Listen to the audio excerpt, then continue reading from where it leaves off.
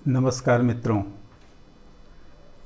पीछे हम बात कर रहे थे कि हर व्यक्ति के जीवन में कोई न कोई लक्ष्य होना चाहिए और लक्ष्य दे करके ईश्वर हमें इस पृथ्वी पर भेजता भी है।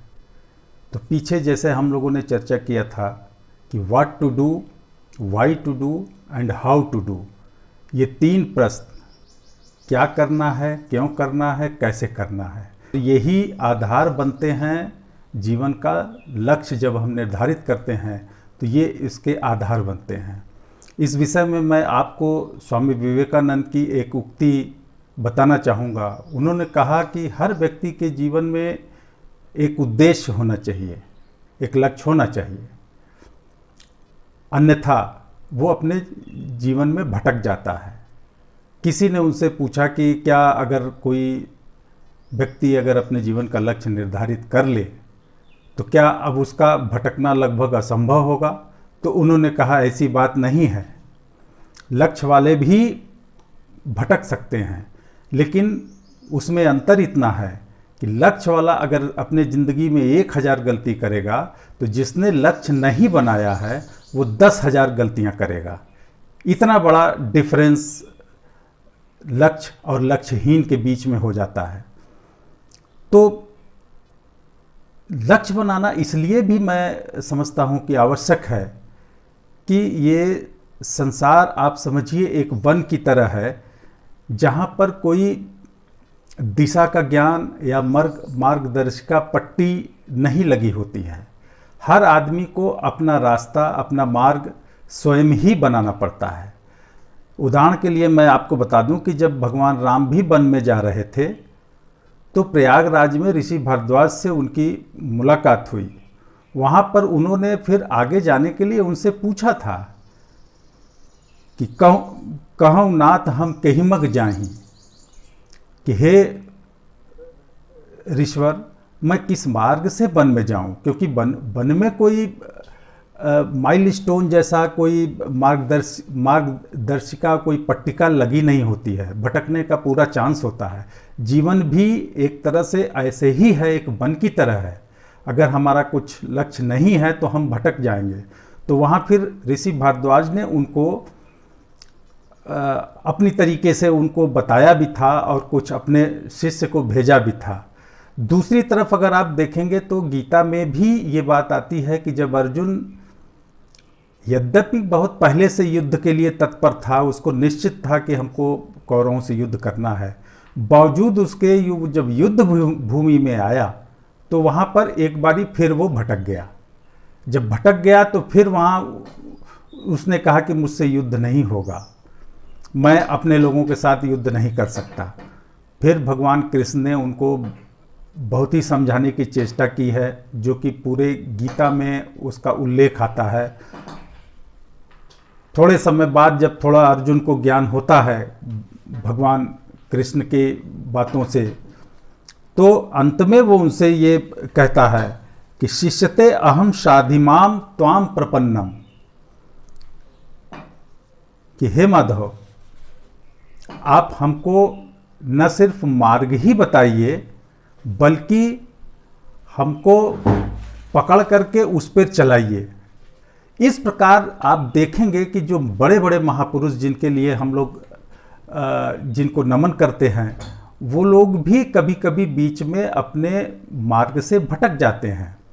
हालांकि कुछ लोग ऐसे भी होते हैं जो कि अपने जीवन में लक्ष्य लेके पैदा होते हैं, जैसे शिखंडी, धृष्टद्युम्न, ये लक्ष्य लेके पैदा हुए थे कि शिखंडी को भीष्म पितामह का वध करना है और धृष्टद्युम्न को द्रोणाचार्य का।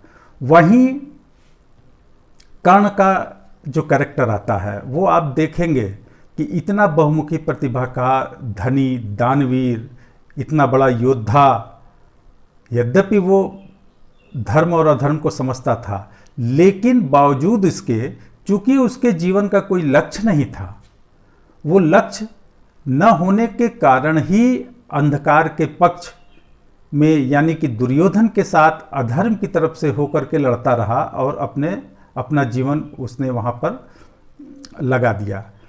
तो जो कहने की बात है कि हम लोगों की ज़्यादातर स्थिति ऐसी हो जाती है आज के समय में कि हम अपना लक्ष्य का चुनाव नहीं कर पाते। हम बस ये सोचते हैं कि जैसे तैसे हमारा जीवन बीत जाए। देखिए, अगर अपने जीवन का लक्ष्य बनाना है और उसको साधना है तो हमको अपने अंदर, अपने स्वयं के अंदर हमको खोज करनी होगी। क्योंकि ये सत्य जानिए कि जिस भी व्यक्ति के जीवन में कोई लक्ष्य नहीं होता और उसका जीवन बीत जाता है तो इतना असंतुष्टि और इतना त्रास और इतने अवसाद से भरा उसका समय रहता है कि उसको जैसे लगता है कि हमारा जीवन ही व्यर्थ हो गया, हमने कुछ नहीं किया। ये कर्ण के भी जीवन में इस तरह की स्थितियां उत्पन्न हुई थी। आपसे ये बताना चाहेंगे कि देखिए, मनुष्य की 3 बड़ी इच्छाएं देखी गई हैं। पहला जीने की चाहत, दूसरा जानने की चाहत और तीसरा पाने की चाहत। हम तीसरे से शुरू करते हैं, पाने की चाहत। Everyone is born here to win. बहुत सारे मोटिवेशनल स्पीकर इसको बोलते हैं, लेकिन आप कैसे जीवन में विजय हासिल करेंगे? तो सबसे पहले जब लक्ष्य बन जाता है तो क्या आपको करना पड़ेगा?